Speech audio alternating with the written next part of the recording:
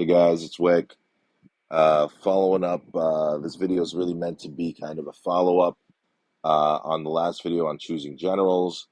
I finished off kind of suggesting that there's a possible way to be able to have two generals fully ascended and just flip-flopping them whenever you want to change utility. It might be a little more economical than having four generals, two five-star ascends if you're having two armies, and then specking out a second one. For the people that don't want to be spending stupid amounts of money, a lot of the people, the veterans, the older guys, they will have five or three different wall gens, and whenever their siege is gone, they take down the siege guys and they put up the mount guys or the Boudica, and then whenever the Boudica's on the mount's gone, then they take that down, they put up Leonidas, and just to kind of give an edge and get as many points as they can, which count in battlefield echelons or whatever, all stars. Um, my point is that if you have, it's as easy as a preset, you should be able to swap out your marching, your main general and your assist general and end up with vastly different effects. However, dragons become an issue, right? This guy's got a dragon. I can't take the dragon off. You have a freeze out time of an hour. This other guy is, so whenever I'm reinforcing, this one's the main. Whenever I'm marching, this one's the main. Well, my point is that if you take a closer look at your dragons, you'll notice that even the dragons are built as reinforcing or universally buffed versus marching or qualified. So if you look at the talents here, like I have here, right, you have range, troop, attack. These are universal on Celtic Dragon. But if you look at its talent, you're dropping 50%. So you're giving up a substantial buff percentage to be reinforcing. Now, yes, research at level 40 does kind of make up for it in the military academy because you do get a little bit more reinforcing. But again, all things being equal, my what I wanted to point out is that here's another ranged dragon, right? Now he's not as sexy in terms of like the other ranged buffs because he's got a mounted buff stuck in here, and a lot of people made the mistake of seeing this and going, he's a wall dragon.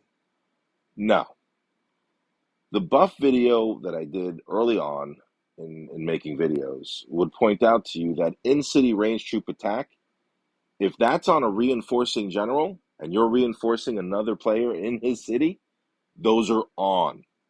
So this isn't just a wall general dragon. This is a reinforcing dragon. So if you have your Celtic dragon or your Leyden on your primary, and you don't have a use yet for Jawazir, and right now he's got him on your secondary Serena just to activate his buffs, I'm saying maybe dust him off and throw him onto your secondary ranged army so that whenever he's reinforcing, he gets these buffs. It's important. It's important. So, sorry. Fafnir has the same thing, but Fafnir's qualified. Marching mounted troop attack, marching siege machine attack. So you would drop a substantial amount of look at marching mounted. You're dropping a substantial amount. However, Nidhogg is just mounted troop attack, right? So he's universal. Yes, I haven't gotten him 15 yet. Don't say anything. So again, important to understand, right? Mounted troop attack, universal. There is a difference in general. So if you put a marching dragon on your reinforcing general and then the reinforcing dragon on the marching general, you know, some people might say that'll even out their weakness. Other people would say you're leaving buffs on the table. So again, it's another widget. It's another lever to press and customize to whatever way you see the game. And again, I'm trying to give everybody the tools of another concept to think about. Oh, hey, I have two Mount Dragons right now. I have to pay attention over which ones got qualified and universal buffs. And you know what? This person's a shitty reinforcer. I'm going to put the reinforcing dragon on this general and help offset that loss. Or I'm going to put that on the reinforcer and have an even more jacked up general to reinforce with.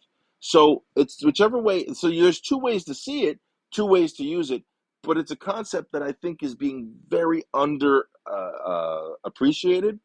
And whenever I think players do appreciate it and I see them doing it right, they generally are the better players in the game. I just think they're just much quieter about it because, again, I think that there is this weird competitive, let's keep secrets from everybody thing going on in Evony, even maybe a little sabotage and a little misinformation. So it makes everybody a little wary and it makes everything a little more confusing. But what I want to sum up here for you is that the reinforcing dragons up top, Jawazir being the one that's got an in-city buff. Again, the wall dragons also have in-city buffs, but they really lack any PvP buff. That's why I set them off of this chart, because most people want them on their wall. And I know for a fact nobody has the second wall dragon yet, because All Stars hasn't even started yet. That they're about to, the new dragon they just released. So the up top is where are the four dragons that you really don't lose much buffs, if anything.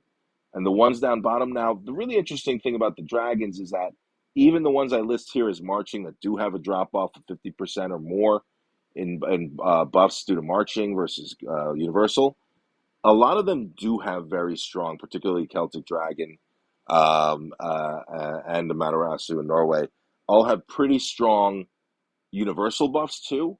So it doesn't make them a terrible buff, a terrible dragon. But if you have a choice of two, of Leyden or Celtic, you want to make that very conscientious effort of being, I'm going to either strengthen a weakness so that now you can reign with that general who you lost all those buffs with, or you say, I'm going to just be a little more jacked and go a little more over the edge and say, I'm going to hyper reinforce and make sure my reinforcements are every single spec they can to win more points on defense. So I think it's important in terms of just another widget, another thing to know. Again, hopefully it's something that brought to your attention and maybe you can work on in the game. You have any questions? You need anything from me? Reach out anytime. Good luck, guys, and All Stars.